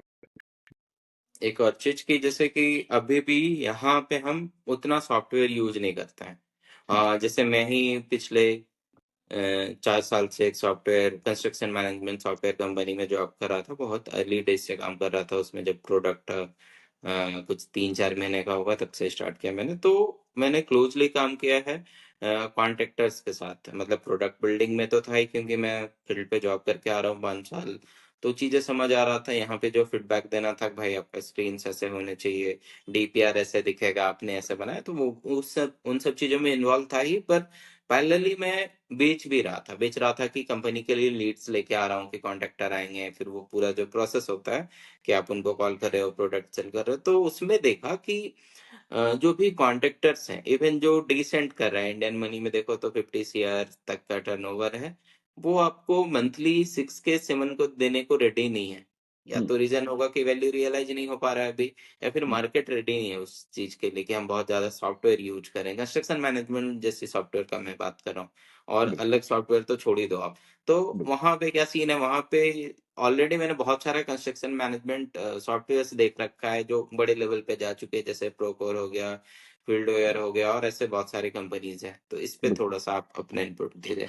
बिल्कुल बिल्कुल। जो भी काम होता है आपका, प्रोजेक्ट मैनेजमेंट का, कंस्ट्रक्शन मैनेजमेंट का, वो पूरा सॉफ्टवेयर से ही होता है। यहाँ पे आपका डिफरेंट डिफरेंट क्लाउड के सॉफ्टवेयर हैं, प्रोकोर हो गया, ईबीडब्ल्यूएस हो गया, और उसका इजी रीजन यही है कि इतने सारे लोग हैं और इतने सारे डॉक्यूमेंट्स हैं हमारे पास जो मैनेज करना। तो हमारा अगर प्रोसेस फ्लो नहीं है, अगर सॉर्ट आउट नहीं किया हुआ है, तो बहुत प्रॉब्लम हो जाएगी। मतलब किसी को पता नहीं चलेगा कि कौन सा अपडेटेड डॉक्यूमेंट है, नेक्स्ट फ्लो में किसका क्या काम है, और बहुत सारा कंफ्यूजन रहेगा, और स्पीड भी कम हो जाएगी बहुत ज़्यादा। तो ये एक डिफरेंट चीज है बिल्कुल इंडिया के कंपैरिजन में, क्योंकि अभी तो इंडिया में काफी, एक तो इंटरनेट अब तो पेनिट्रेट कर गया है काफी, बहुत तो बहुत ज्यादा हो गया वो अभी। बहुत ज्यादा पेनिट्रेट कर गया है, तो वो एक प्लस पॉइंट है। साथ में आई थिंक अभी भी लैपटॉप उतने में कोई इन्वेस्ट करने को रेडी नहीं है इतना फ्री, जबकि यहाँ पे क्या हम्म। है कि चाहे आप फील्ड में काम कर रहे हो या आप प्रोजेक्ट मैनेजमेंट में हो, सभी के पास लैपटॉप है या आईपैड है, या कोई टूल है जहाँ पे वो अपने सारे डॉक्यूमेंट्स जहाँ से एक्सेस कर रहे हैं, बजाय इसके कि मैनुअल प्लान्स भी यूज होते हैं, बट बाकी के जो डॉक्यूमेंट्स हैं वो आपके पास प्रॉपर हैं कि बिना उसके आप, क्योंकि इतने सारे लोग इन्वॉल्व हैं इसके अंदर, जैसे हम लोग अभी बात कर रहे थे, एक सीएम इन्वॉल्व है, आर्किटेक्ट इन्वॉल्व है, फिर उनके इंजीनियर्स इन्वॉल्व हैं, फिर इधर से ओनर इन्वॉल्व है, फिर इधर से कॉन्ट्रैक्टर, और कॉन्ट्रैक्टर के बहुत सारे सब कॉन्ट्रैक्टर्स, और कॉन्ट्रैक्टर को सारे, जैसे ही प्रोजेक्ट लॉन्च होता है आपका, सारे सबमिटल्स फिगर आउट करने हैं, सारे मटेरियल्स के आइडेंटिफाई करके सारे सबमिटल्स भेजने हैं, हर एक चीज का प्रोडक्ट डेटा और शॉप ड्राइंग्स बननी है, वो सारी भेजनी है, और वो सब की सब आपके इंजीनियर्स और आर्किटेक्ट पे जाएंगे जो रिव्यू करेंगे, और फिर अटेम्प्ट, और फिर इनके कई बार मल्टीपल राउंड्स होते हैं कि कोई चीज नहीं कंप्लाई कर रही है प्लान्स और स्पेक्स को। तो ये मेक श्योर करने के लिए कि भाई ये सब काम, एक तो सभी को ओवरऑल पिक्चर दिख रही है कि this is the current status, these are upcoming RFIs या सबमिटल्स जो हमारे पास हैं, कितने आ चुके हैं, कितने आ रहे हैं, किसने कब उस पर क्या एक्शन लिया, नेक्स्ट स्टेप किसका है, वो सब डॉक्यूमेंट ऑटोमेटिकली अगर नहीं होगा तो काम और भी ज्यादा बढ़ जाएगा, यही है। और अगर मेरे पास सब कुछ मैं क्लाउड पे एक्सेस कर सकता हूँ सिर्फ, तो मेरे लिए बेस्ट है, मतलब ये सब काम अगर ऑटोमेट हो गया तो। और ऐसे ही अब बाकी की भी चीजें जैसे डेली लॉग्स हो गई, वो अगर सब कुछ हमारे पास रिकॉर्ड बन रहा है उसका सारा ऑटोमेटेड, स्केड्यूल है उसका अपडेट, वो सारे हमारे पास रिकॉर्ड में है। तो तो एक तो फ्लो बहुत इजी हो जाता है, फास्ट हो जाता है बहुत ज्यादा, और सभी को रीच आउट करने की जरूरत नहीं है, सभी को दिख रहा है, मतलब everybody is accessing the same thing simultaneously, सभी को दिख रहा है कि क्या है, नेक्स्ट स्टेप क्या है, और कोई डिले है तो कहाँ पे है। तो और कल को अगर हमें, if you have to go back to see कि किसने कितना टाइम लिया, और लेट्स से रिव्यू में कितना टाइम लिया किसी पे, या कहाँ प्रॉब्लम आ रही है, वो भी सब लोग देख सकते हैं। नो डाउट इट्स, मतलब इसके बिना करते हैं, इसके बिना भी आप वो चीज मैनुअली कर रहे हो बेसिकली, और अ, उससे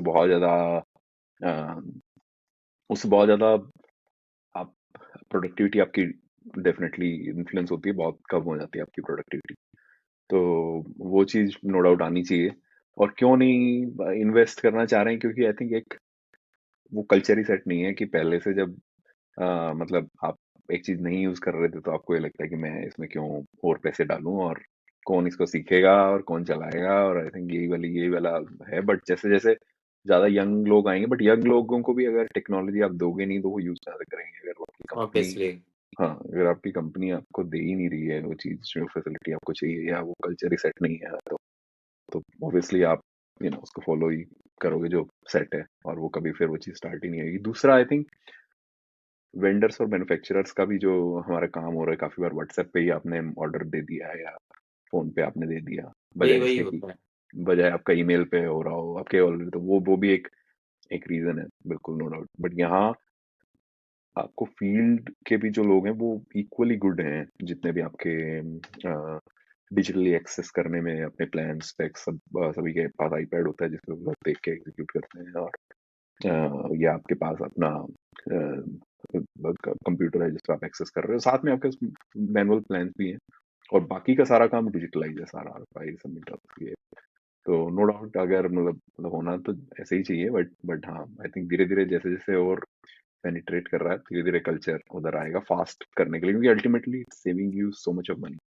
अगर आपके पास अगर आप टाइमली अपने प्रोजेक्ट को डिलीवर कर पाते हो, तो तो it will save you so much more money, अगर आप बजाय इसके कि आप ये सब चीज ना करो, और आपका you know, तो यार जो भी आप लोग देख रहे हो, और दिशांत आपको ही बताना चाह रहा हूँ मैं कि इंडिया में ना अभी बहुत सारा जो कॉन्ट्रैक्टर्स हैं, अगर मैं उनका टर्नओवर मैप करूं तो वो लेस देन 5 CR या 10 CR वाले रेंज में आते हैं, chunk of contractors, decent chunk. मतलब अगर टोटल इंडिया में 10 लाख कॉन्ट्रैक्टर्स है तो आप इजीली कह सकते हो कि 30-40% तो है इस रेंज में। मतलब कोई डेटा नहीं है मेरे पास, पर जो मेरा अभी तक का एक्सपीरियंस रहा या देखा है मैंने जितना, उसके हिसाब से बात कर रहा हूँ। तो जब खास करके आपका लेस देन 5 CR का टर्नओवर कर रहे हो ईयरली, तो मुझे तो लगता है कि ये इक्वली इम्पोर्टेंट हो जाता है कि आप एक तो एडवांस मशीनरीज और सॉफ्टवेयर पे डिपेंडेंसी बढ़ा लो, ताकि आप ग्रो इजीली कर पाओगे, ब्रांड बिल्डिंग अच्छी हो जाएगी, और मतलब सारी चीजें फिक्स हो जाती है एक लेवल तक। बिल्कुल बिल्कुल, no doubt no doubt. But इसमें आई थिंक इम्पोर्टेंट चीज़ है कि जो भी हमें एक प्रोडक्ट भी चाहिए जो थोड़ा इंडियन मार्केट के लिए हो, जैसे प्राइसिंग का भी हर एक चीज़ का बहुत डिफरेंस है कंस्ट्रक्शन में, यूएस में भी यूएस कोई बहुत बहुत। यूएस की कंपनी कोई अपना प्रोडक्ट दे रही है तो वो उनकी जो प्राइसिंग होगी वो सूट नहीं करेगी, तो हमारे को हमारा एक खुद का इंडियन प्रोडक्ट ही चाहिए जो कि प्राइसिंग भी यहीं के लिए हो, और फिर ट्रेनिंग भी चाहिए उसके लिए कि जो ट्रेन भी कर सके कैसे यूज़ करना है और उसकी वैल्यू। तो सॉफ्टवेयर कॉस्ट से ज़्यादा मुझे हार्डवेयर कॉस्ट भी लगती है कि हार्डवेयर कॉस्ट भी है, तो मे बी मोबाइल से ही सब कुछ हो सके, और ऐसे है मतलब प्रोकोर में आप मोस्ट ऑफ द काम, अगर आपके पास स्मार्टफोन है आप मोस्ट ऑफ द काम कर सकते हो। फॉर एग्जांपल आपकी डेली फोटोज है जो कि आपकी आराम से आप उस पर कर सकते हो, आरएफआई एक्सेस कर सकते हो, सबमिटल्स एक्सेस कर सकते हो। बट अगर आपको बड़ी स्क्रीन चाहिए तो फिर आपको लैपटॉप चाहिए बेसिकली, तो हार्डवेयर की भी कॉस्ट तो है जो कि एक है, बट आजकल काफी आई थिंक लैपटॉप 15-15,000 20,000 में भी अच्छे लैपटॉप, डिसेंट लैपटॉप अवेलेबल हैं। काम तो करने वाले तो मिल जा रहे बिल्कुल बिल्कुल जिनसे काम आपका हो जाएगा बिल्कुल। तो अगर आप हैं। अभी अभी रिसेंटली ना मैं देख रहा था कि प्रोकोर भी इंडिया मूव करने का ट्राई कर रहा है, तो I guess next big market उनके लिए है। और अभी इंडियन प्लेयर्स भी ठीक ठाक हैं, मतलब ऑब्वियसली एक में तो मैं खुद ही जॉब कर रहा था लास्ट ईयर तक, 31st तक किया है दिसंबर को। उसके अलावा भी 4-5 कंपनियां जो है जो इंडियन हैं और आपस में ठीक ठाक कम्पीट कर रही है, मतलब प्रोडक्ट बना रहे हैं लोग। मैं बहुत ऑप्टिमिस्टिक हूँ कि अगले 4 साल 5 साल में चीजें चेंज होगी और हम अच्छे जगह पे पहुंचेंगे। तो बिल्कुल चलिए, जब सॉफ्टवेयर की बात हो ही रही है, ये सारी चीजें समझा मैंने, तो आप एक और चीज पे हाईलाइट करो, क्योंकि अभी जो टाइम चल रहा है, चाहे आईटी इंडस्ट्री में हो या कहीं और, एआई मतलब सबके दिमाग पे चढ़ा हुआ है कि इससे ये हो सकता है, हम यहाँ पहुंच सकते हैं, वहां जा सकते हैं। बिल्कुल एक कंस्ट्रक्शन इंडस्ट्री है जो इस पे बहुत ज्यादा बात नहीं कर रही है, बहुत ज्यादा प्रोडक्ट बना भी नहीं है। मतलब बिल्कुल ग्लोबली भी मैं देखता हूँ तो ऐसा कोई डेडिकेटेड बहुत बढ़िया प्रोडक्ट तो नहीं अभी तक दिखा है मुझे, जबकि मैं बहुत एक्टिवली यूज करता हूँ, एक्सप्लोर करते रहता हूँ। तो बिल्कुल आप क्या देखते हैं कि आने वाला टाइम में एआई कैसे हमारे फील्ड को, कंस्ट्रक्शन फील्ड को इम्पैक्ट करेगा, क्या क्या चीजें होने वाली है उससे, इस पे थोड़ा सा बात करिए। आई थिंक काफी काम अभी भी यही कर रहा है, और काफी लोग कर रहे हैं, जैसे स्पेसिफिकेशंस अगर आपको बनानी है तो वो आपके लिए बना सकता है यही आज भी, बट एस्टिमेटिंग आपकी 100% कर सके या स्केजुलिंग कर सके ऐसा वो नहीं है अभी तक। जैसे अगर हम चैट जीपीटी की बात करें तो चैट जीपीटी आपका डायरेक्टली आपकी माइक्रोसॉफ्ट प्रोजेक्ट की या P6 की फाइल रीड भी नहीं कर सकता अभी। अभी अगर आप उसको डॉट XML या इस तरह के फॉर्मेट में कन्वर्ट करके दोगे then it can read it, और आपको इनसाइट भी दे सकता है। कैड फाइल भी अभी तक रीड करने का नहीं आया, पीडीएफ रीड कर सकता है बट कैड फाइल रीड नहीं कर सकता। अगर कैड फाइल रीड कर सके तो वो अ, काफी चीजें, जैसे कोई डिजाइन के प्रॉब्लम्स हैं, कोई इश्यूज हैं जो हम बाद में डिटेक्ट करें, उसको हम इनिशियली डिटेक्ट कर सकते हैं।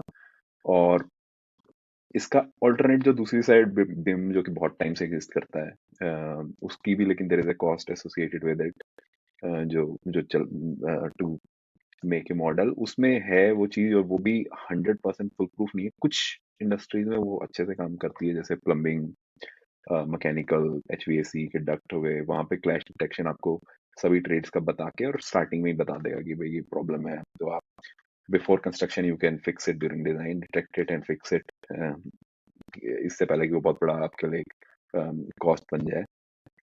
एआई, बट आई थिंक जब अ, आपका आने वाले टाइम में मैं देखता हूँ कि चेंज ऑर्डर्स जैसे रिव्यू करने का है तो वो डेफिनेटली आपका रिव्यू कर सकता है। जैसे अगर आप उसको अभी भी कर सकता है अगर आप उसको प्रॉपर कंटेक्स्ट दें। It's a large language model, और उसकी इंटेलिजेंस जो है वो जो अभी O3 मॉडल आने वाला है, O1 मॉडल की इटसेल्फ बहुत बहुत अच्छी अच्छी इंटेलिजेंस है, बट अगर आप उसको कंटेंट अगर आप उसको प्रॉपर देते हैं प्रॉम्प्ट में ये चीजें, तो वो उसको एनालाइज करके आपका आपके लिए डिफेंस क्रिएट कर सकता है, और वो सारे एप्लीकेशन तो मैं आज भी देखता हूँ जो कि एग्जिस्ट करते हैं। बट आने वाले टाइम में I think change order review करना हो वो और बेटर हो जाएगा, मुझे ऐसा लगता है। और इसके अलावा जो आपके प्लान्स डायरेक्टली कैड फाइल्स अगर डिटेक्ट कर सकें, क्योंकि अ, अभी मैं पढ़ रहा था जो आपका एक्सरेज हैं वो तो कर रहे हैं, मतलब अभी भी कि आपका जैसे एक्सरे रीड करके बता दे कि आपको आपके क्या फ्रैक्चर इशू है या नहीं है। हाँ, तो वो इफ मतलब if they can do that based on बहुत सारा अगर उनके पास डेटा है एग्जिस्टिंग एक्सरेज का और उनका क्या आउटपुट है, और अगर वो उसके हिसाब से ट्रेन कर सकते हैं, तो इसको भी it it wouldn't be very difficult, but I think it's more about कि अभी जो ज्यादा इंडस्ट्रीज इम्पैक्ट हो रही हैं वो हैं जहाँ पे ज्यादा रिटर्न है, आई थिंक। तो सॉर्ट ऑफ क्योंकि यहाँ पे अडेप्टेशन थोड़ा सा स्लो ही होता है कंस्ट्रक्शन में, जो मैंने देखा है। और इन सब के अलावा आई थिंक जो हार्डवेयर साइड है इसकी, कि एआई खुद से पूरा बिल्ड कर सके, वो अगर होता है तो वहाँ जब होगा तो सिग्निफिकेंट इम्प्रूवमेंट मैं देखता हूँ। बट कंस्ट्रक्शन के प्रोजेक्ट जो हैं वो डिफरेंट हैं एज कम्पेयर टू से मैन्युफैक्चरिंग। क्योंकि कंस्ट्रक्शन का हर एक प्रोजेक्ट अपने आप में यूनिक होता है, एक आपकी सॉइल कंडीशंस डिफरेंट हैं, और आपका जोग्राफिकल जो आपके वहाँ के पूरे सब कुछ डिफरेंट है, तो एज कम्पेयर टू मैन्युफैक्चरिंग यहाँ पे कंट्रोल्ड एनवायरनमेंट है। बट आई स्टिल फील कि इक्विपमेंट हम लोग देखेंगे जो कि 100% खुद से कर सकते हैं थोड़े टाइम में, कि 100% कंस्ट्रक्शन का काम खुद से इक्विपमेंट कर कर पा रहा है, वहाँ पे एक एप्लीकेशन मैं देखता हूँ। और कुछ जो मॉडल होम्स हैं, क्योंकि यहाँ पे बहुत एक्सपेंसिव है हाउसिंग, और उसको काफी टाइम से लोग लगे हुए हैं यहाँ पे कि हम लोग मॉडल होम्स जो है वो मैन्युफैक्चरिंग वहाँ पे आपके बनाए और लाके सीधा सेटअप करते हैं आपके यहाँ पे जो भी आपका लॉट है उसके ऊपर। वो जो चीज है वो वहाँ काफी रोबोटिक्स का यूज हो सकता है, जहाँ पे अगर आप एआई का यूज करके और 100% स्मार्ट कर सकें उसको। और बाकी जो डेवलपमेंट का जो काम है हमारा, जो कोडिंग डेवलपमेंट है, वो तो हम लोग ऑलरेडी देख रहे हैं कि पूरा फ्रंट एंड डेटाबेस अपना पूरा का पूरा क्रिएट कर सकते हो आप। धीरे धीरे जो आपका पूरा ही जो आपका वेब एप्लीकेशन है वो तो हम लोग अभी ऑलरेडी देख रहे हैं कि हम लोग 100% सिर्फ जैसे ह्यूमन लैंग्वेज में बोल के बता सकते हैं कि मेरे को फ्रंट एंड में ये चाहिए, ऊपर नेविगेशन बार चाहिए, नीचे क्या चाहिए, लॉगिन पैनल क्या काम करेगा, इस पेज से यहाँ पे राउट कर, और आपका एप्लीकेशन क्या काम करेगा, वो सब तो वी आर ऑलरेडी सीइंग कि कोड 100% जो है आपके वेब एप्लीकेशन तो अभी भी एग्जिस्ट करता है, और धीरे धीरे वो तो काफी इम्प्रूव हो रहा है, यही है। मतलब कह रहे हो कि जो भी रिपीटेटिव टास्क है वो हम इजिली इंटीग्रेट कर सकते हैं एआई के साथ। अभी नहीं भी हो रहा तो बहुत जल्दी ये चीज हो जाएगा और सॉल्व करा होगा हमारे लिए प्रॉब्लम। बिल्कुल रिपीटेटिव आई थिंक अभी भी काफी चीजें की हुई हैं, बट जो स्मार्टनेस जिसमें चाहिए कि ह्यूमन टाइप इंटेलिजेंस, जैसे एक चेंज ऑर्डर रिव्यू करना है आपको, तो आपको पहले देखना पड़ेगा कि भाई वो किस वजह से आया है, लेट्स से कोई डिजाइन में चेंज है या कोई अनफोर्सिंग कंडीशन है। फिर आप, अगर मैं एज ए ह्यूमन करूंगा तो मेरे को स्पेक्स चाहिए उसकी और प्लान्स चाहिए। जैसे कि प्लम्बिंग का है तो मैं उसी की डिवीजन में चला जाऊंगा और उसी के शीट पे चला जाऊंगा, और फिर सारा रिव्यू करके और फिर जो मैं अपना उस पे फाइनल एक अपना वो बनाऊंगा कि क्या क्या जो मेरा एनालिसिस का तरीका होगा वो हमारे लिए कर सकता है। यही आई थिंक मेरे को लगता है अभी भी कर सकता है, मैंने ट्राई भी किया है काफी, तो वो आई थिंक कर सकता है अभी भी, बट ये बहुत इम्प्रूव हो जाएगा हमारे आने वाले टाइम में, काफी इम्प्रूव हो दिशांत, बहुत हद तक चीजें क्लियर हो गई, समझ आ गया, इंसाइट मिल गया मुझे। अब हम लास्ट के सेक्शन की तरफ बढ़े तो उधर एक पार्ट था कि अभी जो स्टूडेंट्स हैं या बहुत अर्ली स्टेज में इंजीनियर्स हैं जिनके पास 1 साल का एक्सपीरियंस है, 2 साल का है, तो वो लोग कैसे चीजें प्लान आउट करें। मान लो कि जो स्टूडेंट है वो जॉब रेडी कॉलेज से कैसे आए, क्योंकि आप देख लो बहुत सारे कॉलेजेस हैं इंडिया में, और अभी भी मतलब चीजें अब कॉलेज में स्पून फीडिंग तो स्कूल के बाद ही बंद हो जाती है, तो आपको खुद ही टेक केयर करना पड़ता है। और इतना सारा चीज अवेलेबल है इंटरनेट पे, और इतनी सारी चीजें हैं कि कोई ढंग से करे तो खुद भी डिसेंट तैयार होके आ सकता है जॉब के लिए। तो उनके लिए कुछ टिप्स जो फॉलो करना चाहिए। बिल्कुल। तो अगर आपको आप टूल्स वो जरूर सीखो जो कि आपको आपकी नॉलेज को डायरेक्टली आप अप्लाई कर सको इंडस्ट्री में। फॉर एग्जांपल अगर कंस्ट्रक्शन मैनेजमेंट की मैं बात करूं तो डिजाइन नहीं करना है हमें, हमें करना है, हमें डिजाइन की हुई चीज मिलेगी और हमें उसको एग्जीक्यूट करना है, एग्जीक्यूट करवाना है। और तो जो आपके स्केजुलिंग के अलग अलग सॉफ्टवेयर हैं, P6 हो गया या माइक्रोसॉफ्ट प्रोजेक्ट हो गया, माइक्रोसॉफ्ट प्रोजेक्ट तो बहुत इजीली अवेलेबल भी है, वो आप सीख सकते हो। ऐसे ही एस्टिमेटिंग का हो गया, आप उसका अच्छे से अलग अलग टूल्स अवेलेबल हैं उनको सीख सकते हो। और साथ में आप during course of your degree आप किसी फील्ड में जो भी कंपनीज हैं उनके साथ आप काम करने की कोशिश करो, even if they are not paying you, still you will gain really good experience, insight, और आपको एक खुद से वो भी होगा कि मेरे को करना है या मेरे को किसी और डिफरेंट डायरेक्शन में जाना है, मुझे इसके बाद एमबीए करनी है, क्या करना है, या मुझे इसी फील्ड में रहना है। अगर आपको उसी फील्ड में रहना है तो आप उन स्किल्स को ड्यूरिंग डिग्री भी करो, ताकि आप जब आ रहे हो तो आप you are ready to execute and contribute from day one.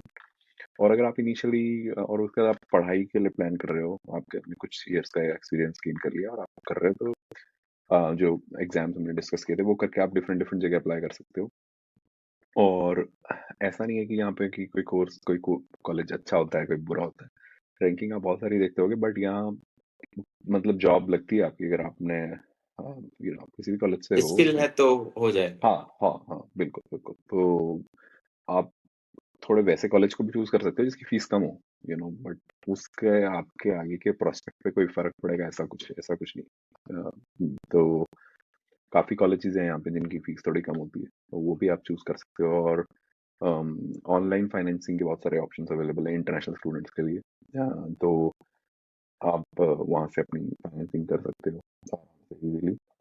तो कोई ऐसा नहीं है कि आपको कोई अपनी प्रॉपर्टी उसके लिए दिखानी है, या मतलब आपको वो सब की भी जरूरत नहीं होती है, as long as you have admission वो आपको फंड करते हैं। मैंने काफी लोगों को देखा है यहाँ पे जिनको इन सब चीजों के बारे में ऑलरेडी अवेयरनेस थी, क्योंकि उनका कोई फैमिली मेंबर या कोई आया हुआ था पहले से, तो उनको काफी अवेयरनेस थी उस बारे में, और तो वो भी काफी हेल्प करती है। काफी कॉलेजेस हैं जिनकी fees I think 30 to 40 thousand dollar में होगी, ठीक है।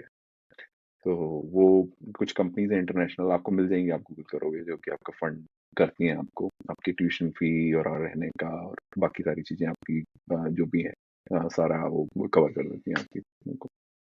अ, वहाँ पे जो इंजीनियर है यूएसए के अंदर, मान लो 5 ईयर का एक्सपीरियंस है, मतलब ऑब्वियसली ये बहुत रफ क्वेश्चन हो सकता है क्योंकि चीजें वेरी कर सकती है, तो क्या सैलरी क्या रहता होगा? जैसे यहाँ पे मैं ताकि कंपेयर कर सकूं कि यहाँ पे लोगों को कितना मिल रहा है, वहाँ पे कितना मिल पा रहा है। 5 ईयर की अगर तो ये आप जैसे ऑनलाइन चेक कर सकते हो, अवेलेबल है सब कुछ। और सिटी, स्टेट और आपका क्या डोमेन है उन सब चीज़ों पर डिपेंड करता है।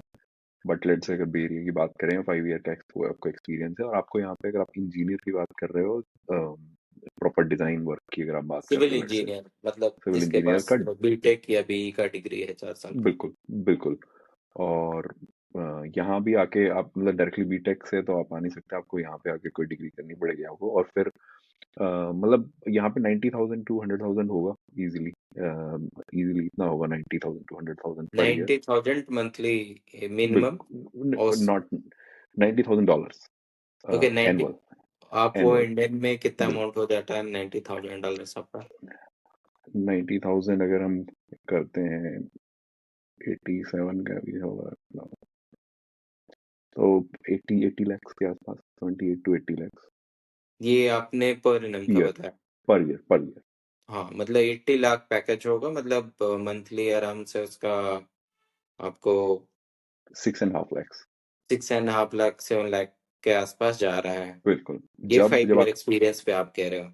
बिल्कुल, अगर आपके पास मतलब अगर आपके पास कोई लेट्स से एफईबी का नहीं है एग्जाम, और मतलब यूएस का एक्सपीरियंस नहीं है, तो यूएस का आपने थोड़ा सा एक्सपीरियंस गेन कर लिया तो आपको काफी इंक्रीज कर जाती है सैलरी आपकी सिग्निफिकेंटली। फिर आपने कोई लाइसेंसिंग करनी है, लेट्स से एफईपी एग्जाम कर लिया है कुछ भी, तो फिर काफी आपकी सिग्निफिकेंटली ग्रो हो जाती है बहुत ज्यादा। बहुत बहुत ह्यूज डिफरेंस है, मतलब आप ये समझ लो कि यहाँ पे कोई 5 साल का 5 ईयर का एक्सपीरियंस के साथ बैठा है तो आप बेस्ट केस नहीं कह सकता हूँ, कॉमन केस सिनारियो में भी मैं 2 मंथ का सैलरी उधर जोड़ूं तो यहाँ पर एनम के सैलरी पे लोग आ जाते हैं 12 लाख।